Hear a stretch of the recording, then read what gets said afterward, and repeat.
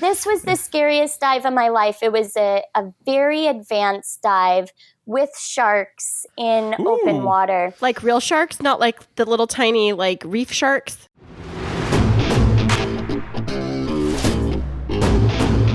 And now, coming to you from the K2 studios in San Diego, California, it's the world-famous Kris and Kristine Show. Hey, what's happening, everybody? How you doing today out there? I am Kris. And I'm Kristine, and welcome to episode 49 of the Kris and Kristine Show. Well, all right, and that is good old fantastic. How are you doing out there today? And thank you for listening to our show today. I really appreciate that. We actually both really appreciate that. Yes, we do. Thank you so much for joining us. We are excited for today's show. It's going to be another fantastic one. But before we hop into that, what's new with you, Kris? Well, I've been teaching myself a new skill. You know, this thing called Google? They got a bunch of cool stuff you can do with it, you know? Yeah, like in the Google Suite. You've been totally nerding out on that this week. I had no idea. This thing called Google Docs, you can like print stuff up and write stuff up and print it up. You can share files. It's crazy. And you can look stuff up. Who knew? Right, but you've been using something new in the Google Suite this week called Google Forms, right? Is that what it's called? Google Forms? Yeah. I thought it was called Google Surveys or something. No, Google Forms. Well, regardless what it's called, we have created. You can take the credit. I just edited. Okay, so here's what we did. You know, we have our podcast, and we're coming up to a full year almost. It's a couple more episodes. It'll be a complete year of our podcast. And one thing we have never figured out is who you are and what do you like. Right. Because we want to make this podcast for you. We don't work for a company. We don't get paid to do this. So we are doing this on our own free time with our own free money. And we would like to know your feedback. So what I created was a quick little survey.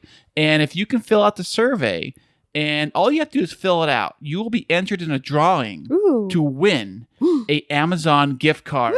On us. Yeah. Totally free. Free money. All you got to do is fill out the survey. This survey will be listed on the show notes of this podcast, and we'll probably run it for another couple weeks so that we kind of get a good balance. What do you call it? A good sample size. Sample size. I know. I've been totally getting to nerd out with Kris and talking about data and statistics and sample size and surveys and quality items, which is what I actually studied in my doctoral program last semester. But now, he's been asking for feedback. And so, Kris, I've been super proud of you. Not just, I'll get emotional. Not just about... You want a napkin or something? With the tears up? Not just about this survey, but with watching you immerse yourself in this and all of the new skills that you've been developing. I mean, your full audio engineering studio services to where you're able to help edit other people's podcasts now, social media marketing, promoting, connecting, and then going this next level to collecting quality data, analyzing it for trends, and then adjusting our podcast to meet the needs of our audience. It's been so exciting for me. Oh, well, thank you. I'm proud of you. I'm proud of me too. Good. Because a year ago, I didn't even know which end of a microphone to use. You know I know, right?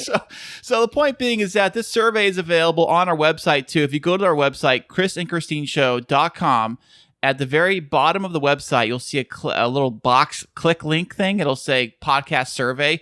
You click on that and that will bring up the survey. But don't you worry, in the show notes on this episode you're looking at right now, it will be there on your phone. So yep. And the great thing about Google Forms and the way that Kris created it is it's mobile friendly. So it takes 2 or 3 minutes on the go. But the data that you leave us with will last for a lifetime. It is priceless because this way we know exactly what you want to listen to, what you like about our show, who you are, so that we can structure the show for you. Yep. And we'll be talking more about the data that we've gathered in a future episode. And probably the 1 year. Yeah, right around the 1 year episode is when we're probably going to announce the data results and see what's going on with the data. So far, we've only posted it on our social media. So this is the first time we're plugging it on the podcast. So probably this episode and maybe the next episode, we'll probably plug it again just to remind you guys who have not voted yet to go in and vote for that. And make sure that in the responses, you tell us what your favorite episode was, because we have something fun in the works for our 1 year episode that may just include some of that information. Right, Kris? Oh, yeah. Wait, What is it again? I'm not going to tell it yet. Oh, man. You keep me in the loop here. Yeah, but it's been a busy week for me too this week.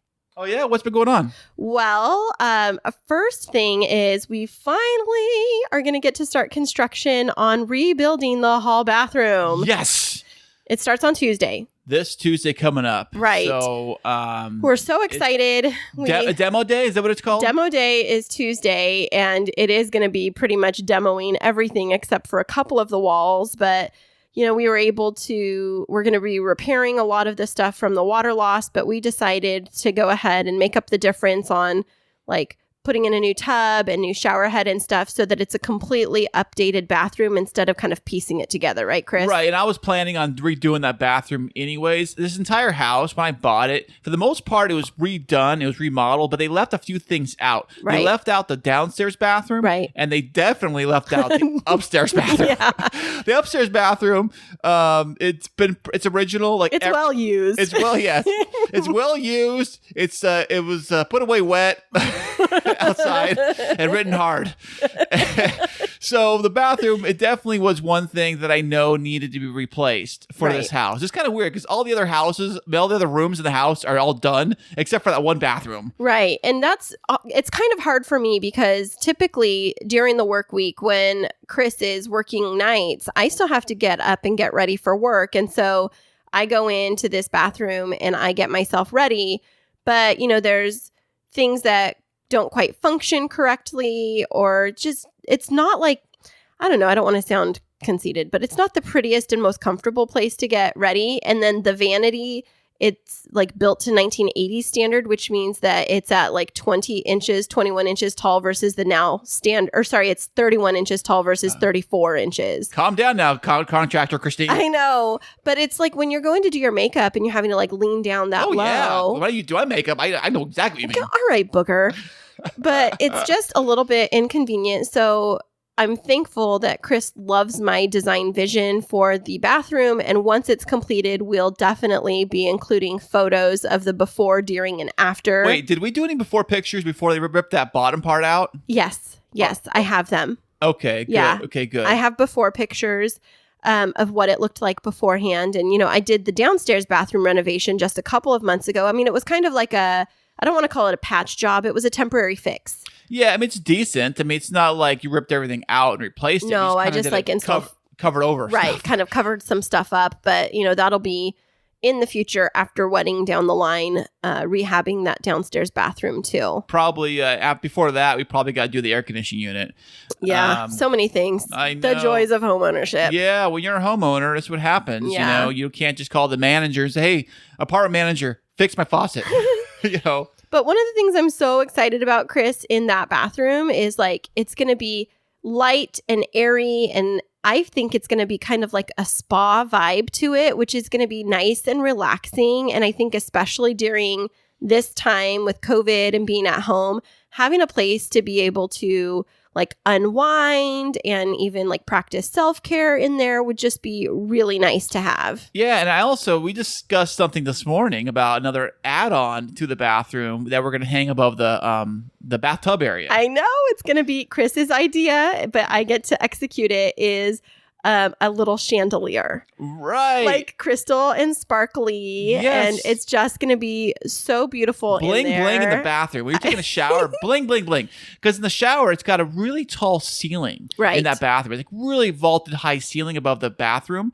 But it's got this like weird cylinder. It's like a dome light. A dome light. Old dome, like old light. Talking 1980s here. Dome light. It's like a bubble. A bubble, yeah, right above the shower, but it's way higher in the ceiling. I said, that's got a high ceiling to that thing. Mm-hmm. You probably can hang like a small chandelier, maybe even like 2 or 3 feet down, and like hang something, nothing crazy, but something simple, right? Because it's got the space for it, right? In a bathroom, right? And it's so funny because we started with fixing some of the house stuff just a couple of months ago with redoing some of the kitchen ceiling that was there. Like there was a previous leak that we'd taken care of, and we had this great contractor come in and fix it, and the quality of work was fantastic. And then we were like, well, in the midst of COVID, we had a little bit of money to spare, And we knew that this small business owner worked really hard. And we were like, well, why don't we paint the outside patio? And so we contracted with them for that. Well, when all of this home renovation happened, or the flooding happened. Yeah, the water leak. Right. I was looking for a contractor and I was going through the Home Depot Pro referrals, which is where we found this contractor to begin with. And I was like, maybe I should just reach out to him and see if he's still, like, if he does this kind of stuff, bathroom renovations. And he responded back, yeah, absolutely. And has given us a super competitive price. So shout out to Ulysses Mata of Prime American Coatings for not just the high quality work he does, but for being super competitive in this market. Yeah, that was fantastic, So he's going to start construction, I believe, next week. So Right. I sent a text out to my neighbor warning her, like, we're doing major construction next week. Heads up, we're going to need to move cars around and all this And stuff. can we borrow a parking space? Yeah, I got to take the Porsche Z out of the garage and move it to somewhere. Yeah, you'll just leave it in the driveway. I'll move the Explorer.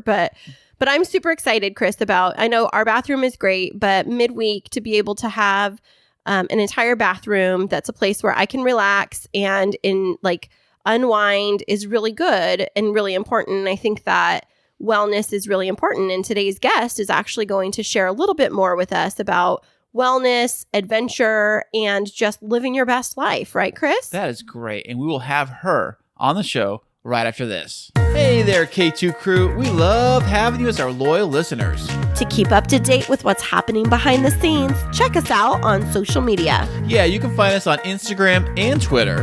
And don't forget to follow our Facebook page. Yeah, tag us in your favorite fun stories, and guess what? You might just end up on the show. Ooh. This is the Nostaljunk Podcast, where one person's junk is another person's childhood. I'm Matt McGraw. And I'm Kyle Smith. Join us each week as we take a deep dive into your pop culture consciousness and discuss everything from movies, TV, music, Cartoons, toys, video games, and more. and we want to hear from you. So connect with us. Nostalgia means so many different things to so many different people. So share with us your favorite piece of nostalgia. You can find us on Facebook, Twitter, and Instagram at NostaljunkPod. And you can subscribe to us on all the major podcast platforms. Let's get this thing up to 88 miles per hour, and we'll see you next week. And welcome back, everybody. Today we have a very special guest with us. She has definitely defied the odds to find her purpose in life. She is a SoCal native, just like Kris and I, and we are so happy to have Ahlia Biondi on the show today. Welcome to the Kris and Christine Show. What a nice introduction. Thank you so much for having me today. Well, thank you for being here today. Yeah, we're so excited. So, Ahlia, where part of the country or the world are you coming to us from today? I live currently in Cardiff by the Sea, California, right near Encinitas, a funky little beach town. Oh, I love Cardiff. It is like walking into another world. It's just such a quaint little town. How long have you lived there? It is. It's so dreamy. I've lived here over 5 years. I was originally born and raised in Michigan, so it's quite a different experience for me living by the beach. Oh, yeah. But Michigan had a beach, too. Don't they have that big Great Lake or whatever? It's not the same, but yes, of course. Yeah, you actually can walk. I heard you can walk on the lake in Michigan during the winter. Is that true? Certainly, yes. It freezes and there's ice fishing and things like that. I also spent 3 brutal winters in beautiful Minnesota. Well, it's beautiful part of the year, and the rest of the year it's pretty much frozen over. And you can walk on the lakes there too in the winter. Well, you went from the frozen tundra to paradise. So how is life living in, like I call it, San Diego? I know you're in a suburb of it, but how is life for you here? It's wonderful. I have such an appreciation for where I live, especially with the contrast of having lived other places that have other seasons. And we're in a bubble here. There's access to so much healthy options for food and exercise and activities. So I feel very fortunate, and I also don't take it for granted having experienced living other places. Well, to backtrack a little bit about Encinitas area, that is very close to the San Diego area. It's all in the San Diego County. So we're all in the same umbrella of San Diego. When I found that out, I got really excited. We're practically neighbors. Yes, we are down the street. Yeah, we totally are. And you have some great areas near that area of the coast where you live that I like to frequent. So definitely, who knows? We might have even seen each other in passing, but now we get to formally meet here on the Kris and Christine show. Awesome. Yes. Well, so Ahlia, what brought you to Cardiff area 5 years ago? Well, that's a loaded question. So I originally moved to a little tiny suburb called Olevenhain. It's part of Encinitas. It was the summer before third grade with my entire family, my mom, dad, brother, and we drove out from Michigan. So I was really fortunate to have both experiences for my upbringing as a kid into my teenage years. And it was when I was 21 that I moved by myself to Minnesota. And then a few years later came back to Encinitas. But the reason I said it's a loaded question living in Cardiff is because I actually moved to Cardiff after 2 months of traveling. I was in Hawaii and then Israel and then Bali. And something happened while I was traveling. I was in a relationship, and then that relationship ended quite abruptly in Bali. And so I wound up coming home by myself unexpectedly and found a studio, a 300 square foot studio in Cardiff. And I moved myself in there and started my life over. And a couple years later is when I met my husband. And now we still live in Cardiff, although we've expanded our apartments probably 900 square feet. So, Ooh, man, look at all that square footage. My goodness, mansion size. That is a mansion in Cardiff, definitely. Oh, is it? Okay. I know in Manhattan it probably is. Yeah. we're leveling up. So, okay, backing up to your story, you kind of went over that pretty quickly. So you were in Bali and you were there, you started into Bali as a couple and then you ended Bali as a single. Can you tell us about what happened with that? It's 2 goes out, 1 comes back. That's what it's like Thunderdome. Yeah. You really want to know about this? Oh, just a little bit, high level. Okay. Yeah, so I have been to Bali multiple times. It's one of my favorite places in the world. I'm a scuba diver and a surfer. And so I went there to travel with 2 friends of mine. Well, one is the person I was in the relationship with. Long story short, after a couple of weeks traveling together, he met someone else and decided to pursue that. And so I'm a firm believer that you leave a door open. People come into your life. That's great. People leave your life. That's okay too. Just don't stand in the doorway and block traffic, if you know what I mean. Wait. He left you. He found somebody else while you guys were on vacation together? Yeah. I'm so sorry. Now, was this an online relationship or was this someone No. physically there with you?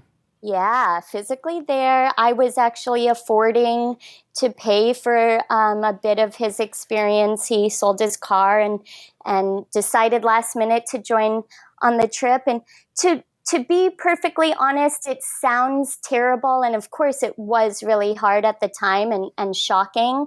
But now I look back and I think, goodness, it was a blessing in disguise. I dodged a bullet.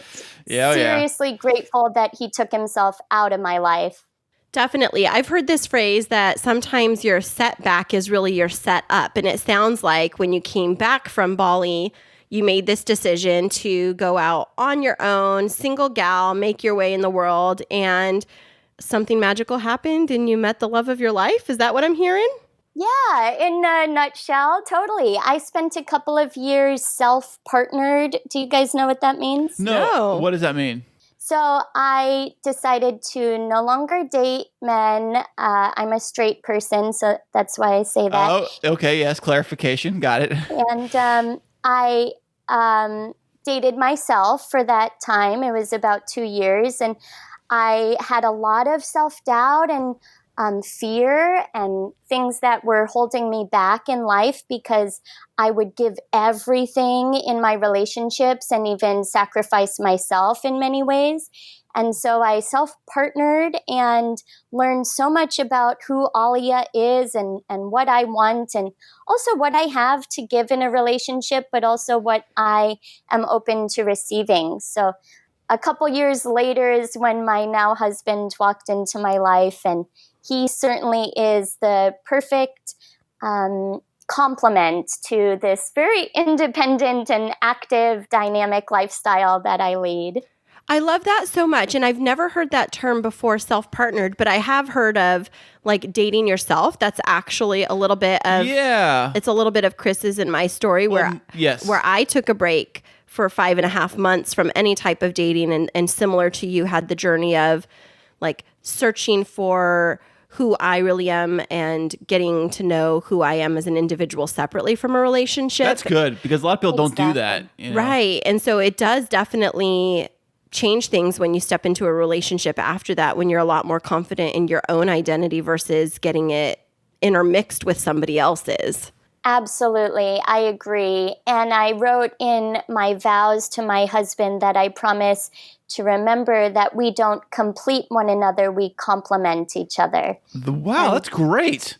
We're both very independent, but we certainly do have a great time when we are together. I love that so much. And so you guys reside in Cardiff, and do you have any big travel plans post-quarantine for the two of you? Yes, so it's not booked yet. We've been married just over 2 years and together for 5, and we haven't had our honeymoon yet. We've been saving up and planning. Okay. We're scuba divers. We also like to go fishing and hiking. We're very active, outdoorsy people. So we want to go to Micronesia and scuba dive. That's amazing. As soon as we possibly can, probably early next year. How long have you guys been certified scuba divers? My husband got certified in 2016.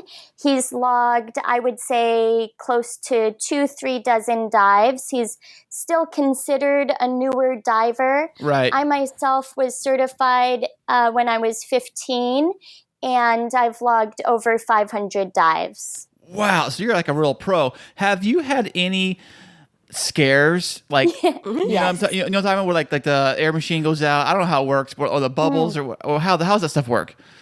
So I've never had any malfunction, although I've been diving with people who have had malfunction.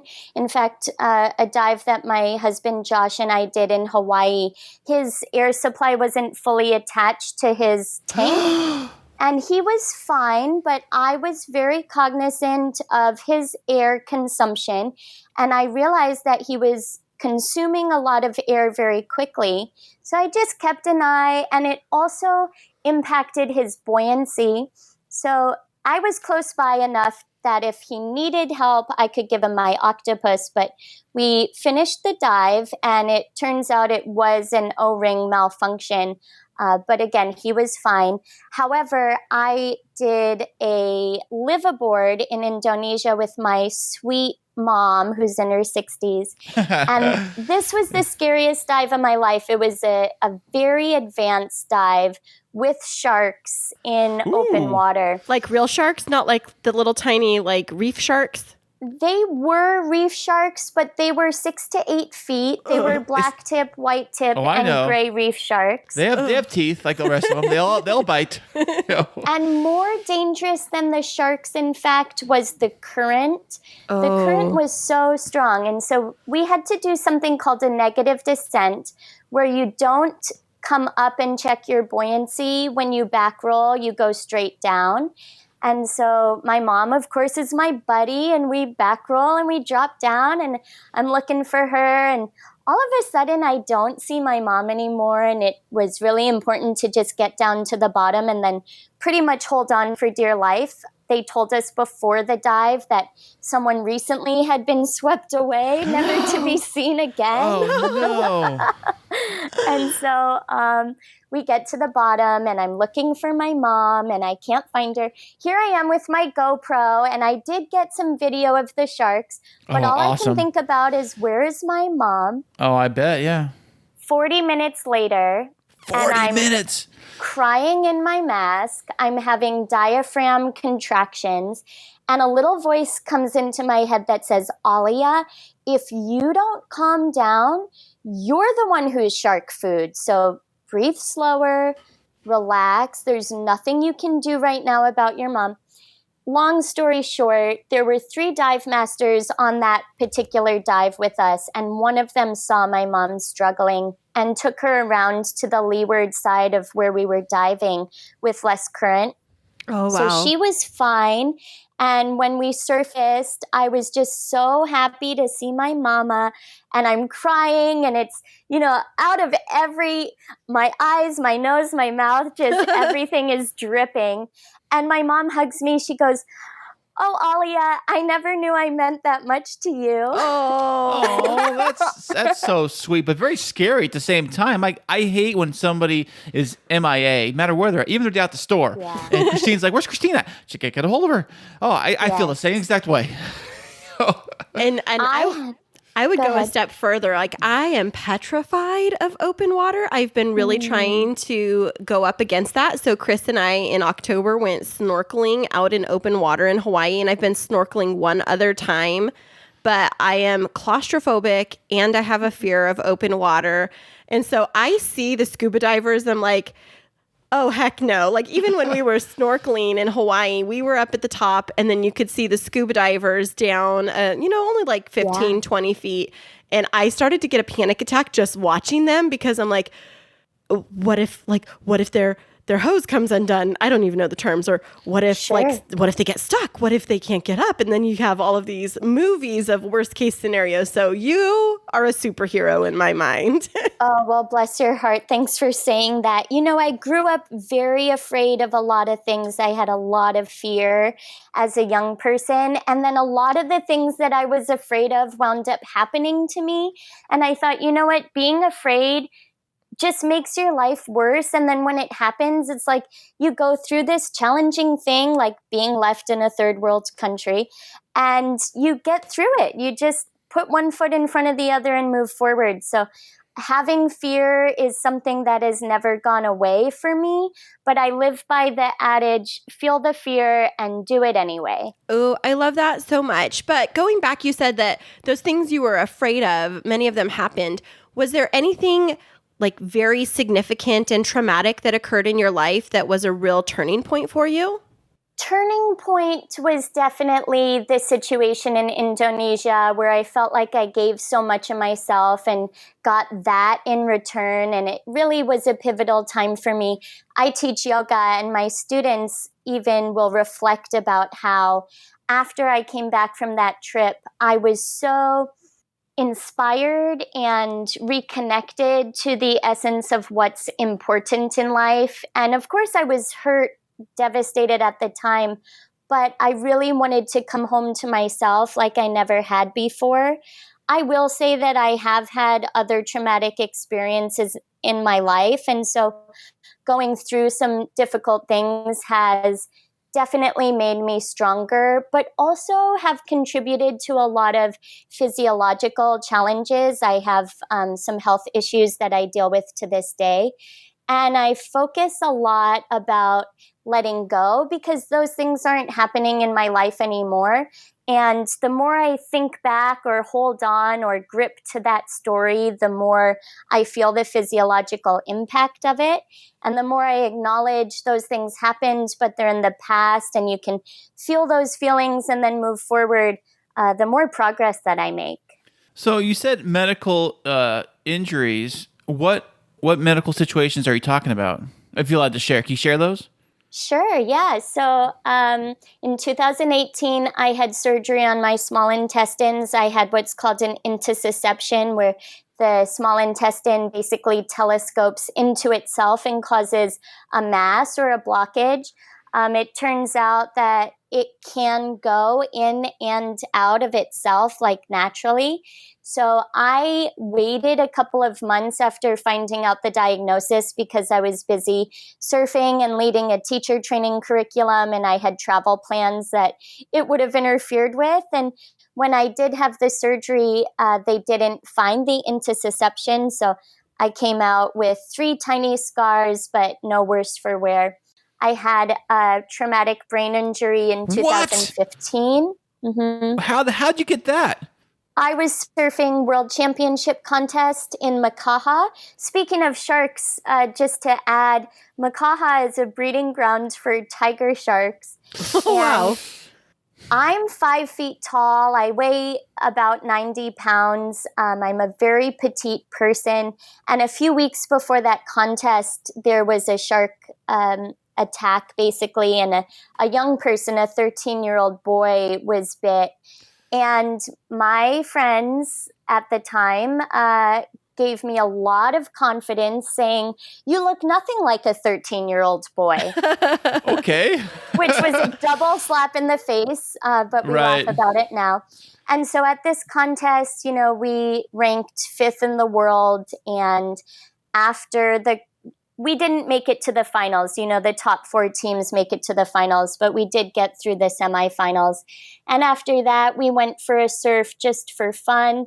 And I wound up falling from about 10 feet up, and then on impact got hit in the back of the head with an elbow. And I thought I was okay. My teammate wasn't so sure. He said, get up the beach, run up away from the water, because he said he could tell my bell was rung. And I just stared at him blankly like it did not compute. Oh, wow. So he helped me up the beach, and then I called Josh, who was my boyfriend at the time, and he said, it sounds like you're concussed. You're not making sense, and you're not forming sentences. I said, well, I feel really tired, so I'm going to take a nap. And he said, do not take a nap. Right. So my teammate took a nap, and I got some coffee, and I stayed up.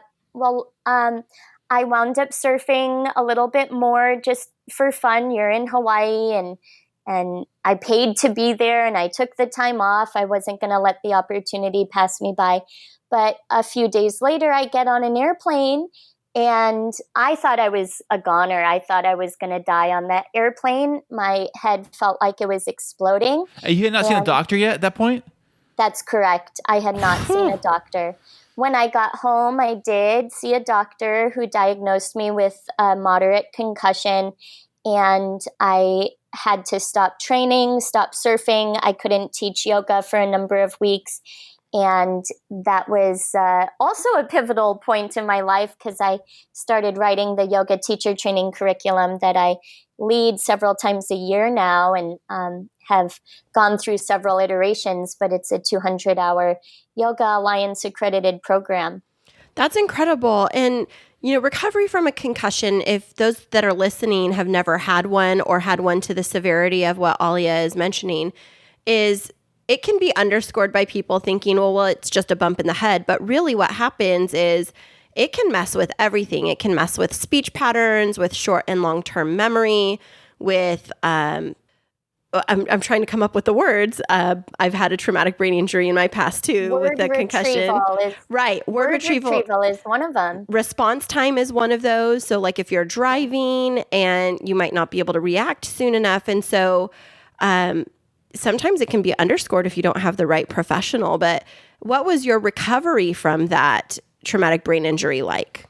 Well, you're absolutely right. And I still struggle with some of those. My recovery was very difficult. It was a rainy winter. I had to stay pretty much inside. I was doing a lot of writing on my computer, because I'm not someone who can just sit still and watch Netflix all day. So every 30 minutes to an hour, I'd have to stop and take a break. And with my eyes, I would need to focus long distance for my vision, basically.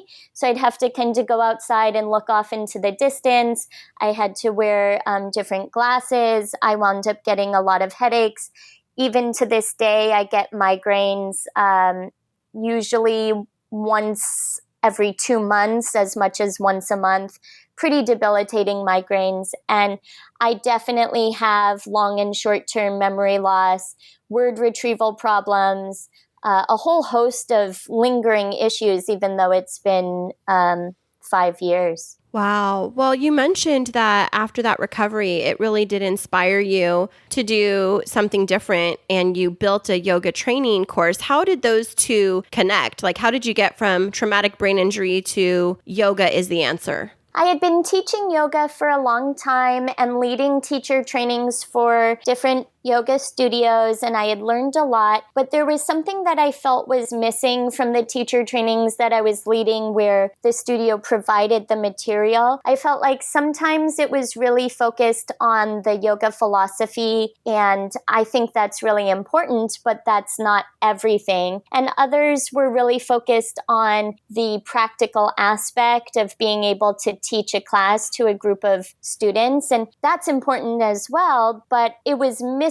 the combination of the two. And so I really wanted to use my time wisely and create something that was really balanced in that way, but also was accessible for people today, because yoga, asana, the physical postures, is just one limb of what's traditionally known as yoga in the East. Yoga in the East, it encompasses 8 limbs, and the physical postures is just one of that limb. And so I wanted to bridge the gap between ancient yogic philosophy and how it plays into our lives today and can actually create a transformational experience, not only in the lives of your students, but even more importantly, perhaps in our own lives, because I believe that you can be the change that you want to see in the world, but it doesn't start out here, it starts inside. You know, my dad does yoga, but he's old. It's like 74. What else my dad had? Like 70. Right, but he says that it really helps him with stress reduction and with flexibility, because, you know, as he's been aging,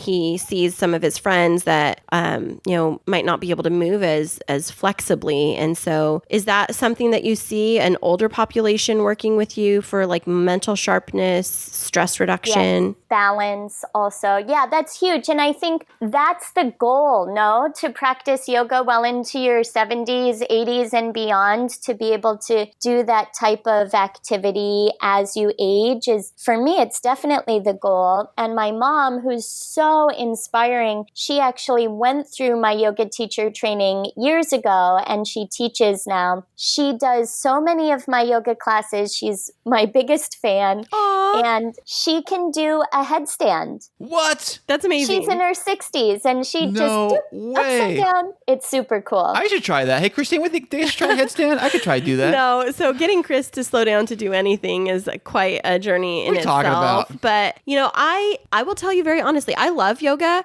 I struggle with it. And the reason that I struggle with it, I think, is a confidence issue. Like, I'm a perfectionist. So am I going to make the wrong pose? Am I going to fall over when I'm trying to do something? So how do you work with people that are just getting started that might not be super confident in how to navigate yoga? Great question. My answer is twofold. First being, there are so many different styles of yoga. For example, for Kris, where it's hard to slow down, then I would suggest a dynamic style power vinyasa flow where you don't slow down for a second. Ooh. But with It's like running then, right? Kind of like a dance almost? It's very dynamic. You'll have cardiovascular. You'll also be strengthening your muscles at the same time, increasing flexibility. If you add heat in that environment, I mean, if you care about the amount of calories you burn, that goes through the roof. It's very detoxifying. So again, there's a lot of different styles of yoga, asana, physical practice. But with regards to being a perfectionist, and I can totally relate, I consider myself a recovered perfectionist.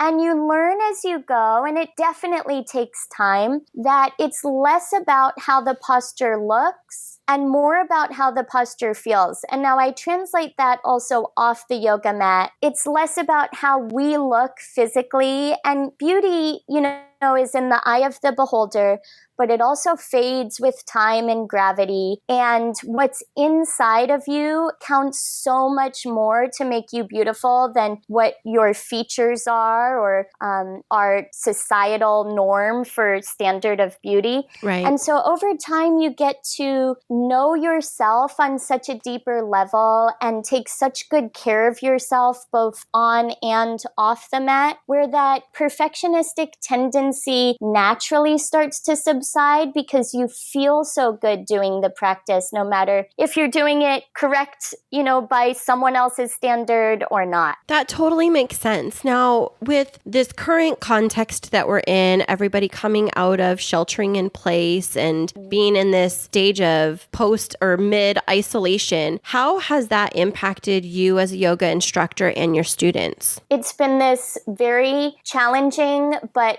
beautiful opportunity. For me, it was really important when all of this happened to stay connected to the community, stay accountable myself with my practice, and also do what I can to make a positive impact and to continue to be of service. So I started teaching online. I have a group on Facebook called Sunshine Yoga with Ahlia, and I stream live through there and also on Zoom. And I was doing that at least once or twice a week, also guided meditations. I did it by donation so that no one was turned away. Of course, I went from making money to not making money. Right. So anything that was donated was very much appreciated. And at the same time, I started investing in my business and had someone update my website. I led a teacher training. I'm in the middle of leading it still. And it's online right now because of the stay-at-home orders. Right. We couldn't meet in person. So we're doing that through Zoom. And I also started a podcast and focused Awesome. my energy on that as well. Well, what is the name of your podcast, Ahlia? It's called What's Wellness with Ahlia Yoga, and it's a labor of love. I've continued to do weekly episodes, even though now I'm back to teaching 8 yoga classes and 2 spin classes a week. So it's a lot of talking. Wow. There's a lot going on. Yeah, and so you talked It's about it being a wellness focus. What are the types of topics that you share with your listeners? It's pretty broad. So wellness is, it can be a vague term, and I like to cover a lot of different topics from the personal and individual to the universal principles of wellness, meaning what works for me may or may not work for you, but there could be a tool or a lesson or an opportunity to learn and grow by sharing, but also the universal principles of like proper nutrition, proper hydration, getting plenty of rest, exercise, mindfulness, even how you breathe. So we cover a lot of topics like that. Also, the wellness of your relationships, from the relationship with yourself to others and to the planet. I care a lot about ocean conservation and decreasing my use of plastics and things like that. And last of all, we talk about yoga philosophy in the regards of physical, mental, emotional, energetic, and spiritual wellness. I love all of that you just said. It sounds great because I also am very health conscious. I'm kind of a health nut a little bit. What are you laughing at over there? He says that, but okay, we'll go with that. Okay, so I ate ice cream last night. What do you want from me? All right. So then, but no, I also, I always recycle. I'm always big on recycling. And I'm Thank big, you. same thing, like you're saying. And I'm also, as far as the mental health stuff, we're working on that. But as Christine says, yeah, but I think that you very much are health conscious in terms of like when we're talking about what do we want to have for dinner. You're like, I think that we should be like for the next couple of nights, let's do salads, and I think that our bodies need that. And then, always making sure that we're consuming enough water in the household. Kris is really like, he is the water person. It's like everybody needs to be drinking their water and needs to be hydrated. And so I think that wellness, like physical wellness, is sometimes overlooked because people get so busy. So I'm so happy to hear you have and also, a focus. Christine, on that level with the food, I think also, I remember hearing this somewhere, that your plate should have a variety of color on it, like greens and vegetables, and not just all fried chicken and French fries.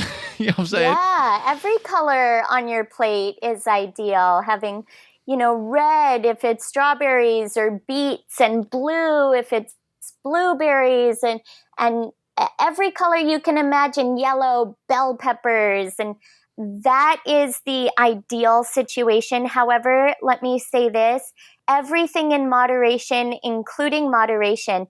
Being mindful of your health and well-being doesn't mean you never get to enjoy a treat. In fact, you enjoy that treat even more because you've eaten well throughout the day. I'm like an 80-20 rule. I'm going to eat well 80%, and then I'm going to really enjoy and not just chow it down because I'm so excited to eat that brownie. I'm going to savor it and really enjoy it, and it makes a difference. That totally makes sense. And that's such sage advice from you, and especially with your wellness focus. And so, Ahlia, where can our listeners find out more about you, your services, your podcast? Give us your pitch.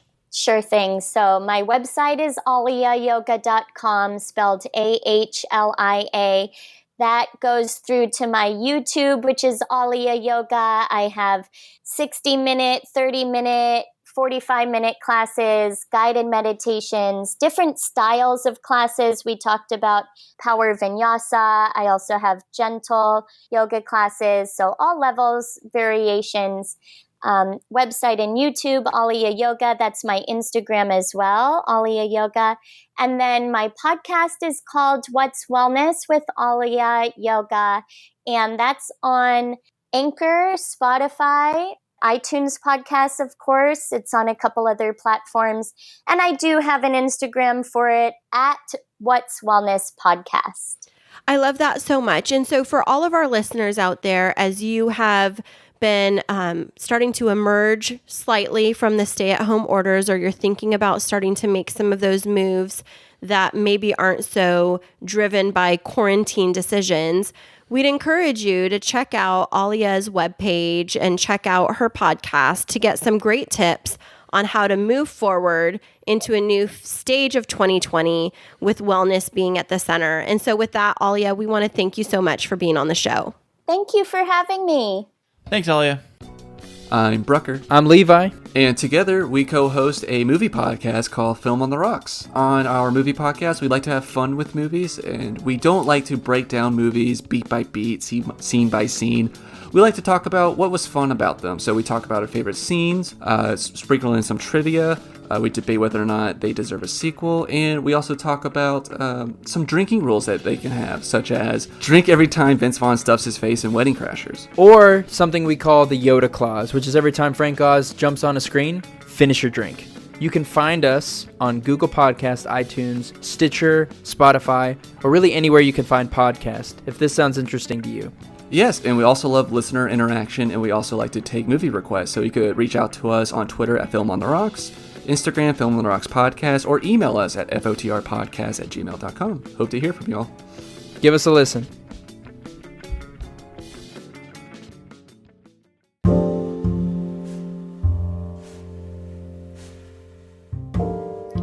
Hey, this is DB from Without Boundaries, coming in live to you. I just want to say give us a listen on Spotify, Google Podcasts, and Anchor, and also follow us on Twitter with @podcast_without. All right, see you guys later. Well, that was great having Ahlia on the show. Right? She was super fascinating. But one thing that has stuck with me is scuba diving. Oh, I know. Like, what? Have you ever wanted to go scuba diving? No. Okay. I mentioned it. We went snorkeling. It's kind of the same thing. No. Snorkeling, that you're like at the top. Like you barely go down and you dip back up. I was going down. Right. I was going down. You were going down a little bit, and I went down until like my ears started to pop, and then I came back up. It's a weird feeling, huh? Oh, it is like the epitome of claustrophobia, being surrounded with water and being underwater and not being able to like get back up. I have to be close to the surface. You know what's crazy? You say that. Imagine going cave diving. Like, oh, no way. Scuba diving, but in a cave. No. That would, and then when you swirl around, the dust just kicks up and you can't see nothing. Okay, I'm seriously, legitimately about to have an anxiety attack. And you're like freaking out, no. and your breathing is erratic, and you're freaking, your air bubbles in your system, and then you start choking on your own you're blood. Trying to do this to me on purpose. No, but they have these ropes. I guess they have in the caves. They have to have ropes and all kinds of stuff, because otherwise you're never gonna get out, and I'm legitimately about to have an anxiety attack even just thinking about it. You lose your dimensions very easily. Oh, gosh. I've never gone scuba diving, so I can't really speak on this that much. But I always wanted to go as a kid. I've always thought it'd be super cool. I see underwater fish and coral and all that cool stuff. Like that's super cool. I always want to check that place stuff out, like Finding Nemo type stuff. So going snorkeling out in open water for our first time together, like Zeke and I did it before, just like off of the shore. And then I've done it before in the middle of a reef. Like they drop you in the middle of a reef, you kind of snorkel over the top, and then you go to this open area so you're protected. And I've swam with sharks before for like 10 seconds. But this concept of like, first of all, the Pacific Ocean where we live is very murky water. It's not like the Caribbean where it's like crystal clear. Right. So scuba diving there to me feels like, let's wrap you up in a blanket and drop you in the water. And by the way, you have like 5 million pounds of stuff on your back and you're going to sink to the bottom. You do? I don't know. That's what I feel like scuba diving is. So somebody, fight me on that. I always wonder how those weights work. Do you just drop them off and leave them at the bottom of the ocean? Or do you you can't bring them with you. Wait, you have weights on you on top of it? Isn't that what puts you to the bottom? The diving weights that pull you to the bottom, right? I thought it was just the fact that you have all this really heavy gear on you. Maybe both. I don't know. And then you maybe you put weights on as you get down there. I really have no idea. I don't think that you leave them down there. I think you have to that's why you have fins to help you get back up to the surface. And let's just say I am a very, very strong swimmer, but swimming and scuba diving are two completely different things. So shout out to Ahlia and her husband for being these super amazing scuba divers. You're doing something that I could never do. And I say that knowing that it's because I have paralyzing fear. Yeah, me too. Don't forget the sharks too, because sharks are in the ocean. Sharks are in the ocean. Yeah. Now I did go swimming with sharks one time. Really? Yeah, I was in the Caribbean, in the Bahamas actually, and we went out with I think it was called Stewart's Cove was the name of the company in Nassau in the Bahamas, and they took us out to a reef and we snorkeled there. And then they took us to a shark reef where there were not leopard sharks, but reef sharks, I think they were called. And they all have teeth, though. Okay, but here's what they did. They took this cage of bait, like bloody, gutsy. Oh, to draw the sharks in. They dropped it all the way down to the bottom, 40 feet down, to get the sharks to swarm around it. And they said to us, they put us out on a rope, and they said they put themselves in between. So there was one of their staff at the end, one in the middle, and one right by the boat. And then there was 3 in the boat to help us get out. And they said, when you get in the water, this is the kind of movement you have to make. You can't be splashing and kicking a lot because it'll give the illusion of a struggling fish, which will make the sharks come up. Use your hands, make very small movements in little cups. Wow. And so there's 40 people on this boat and a bunch of them get out. And then I was working up the nerve because, paranoia of open water. And I was like, I'm going to do it. I had 2 friends on the trip with me. And I was like, I'm going to do it. I'm going to do it. I'm going to do it. And then I finally get the courage and I get out of the boat, and I'm the last one to enter the water way after everybody else. And then they make the motion that the sharks are starting to come up. And so I was bolting out of there. I took 2 pictures because I had a waterproof camera, and I got out as fast as I could because the sharks were coming up, and they got everybody in as the sharks were swarming around the group. And they pulled the bait box in, and there was 10 sharks fighting for the bait box at the end of the boat. And I think that the smallest was 4 feet and the largest was about 7 feet long. Wow. What kind of sharks were they? I think they said reef sharks. So I don't know if they would actually bite us. I think the reef sharks, I think those are the ones that are at SeaWorld and the shark exhibit. The big ones they have that you go into that big tunnel when the sharks swim above you. You walk. Do they have a long skinny nose? No, that's a dolphin you're thinking of. No, no, like the sharks. I think the ones they have at SeaWorld at the shark exhibit, I believe those are reef sharks. Okay, because they're long. They're the normal shark size. They look like a normal shark, but they're not they're about 6 feet long. But it's not like a great white. Right, but they had that same design, I guess, Right, well, they looked like sharks and they were freaking scary.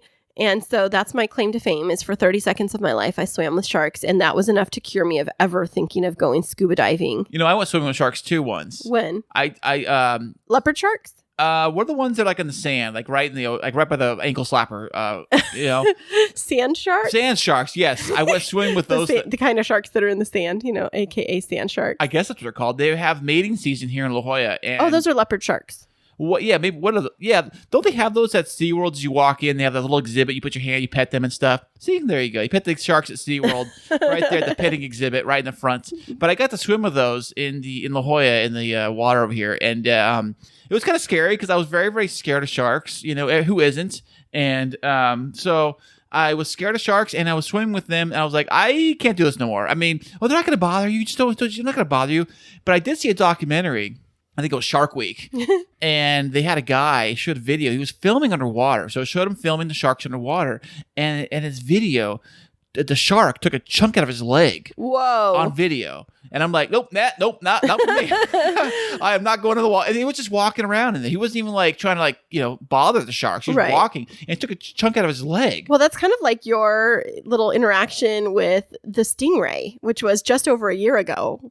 Oh, yeah. I got stung in the ankle with a stingray.